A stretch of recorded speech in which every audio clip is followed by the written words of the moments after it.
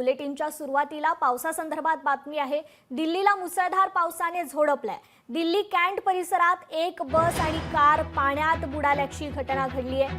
दिल्लीमध्ये पावसाच्या सुरुवातीलाच दाणादाण उडल्याचं पाहायला मिळतंय। त्याचबरोबर अनेक भागात पाणी साचल्याचंही पाहायला मिळतंय। दिल्लीतील ही दृश्य आपण पाहतोय। एक कार पाण्याखाली गेलेली आहे।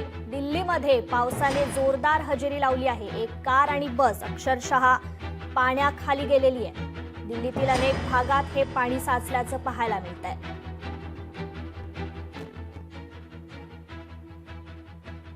तर दिल्लीत तुफान पावसाने हजेरी लावलेली आहे। यामुळे सर्वत्र पाणी साचल्याचं पाहायला मिळतंय।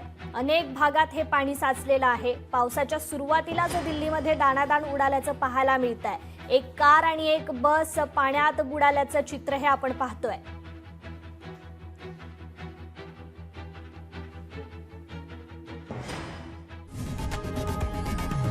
लोकशाही मराठी ऐका, पहा, जागरूक रहा।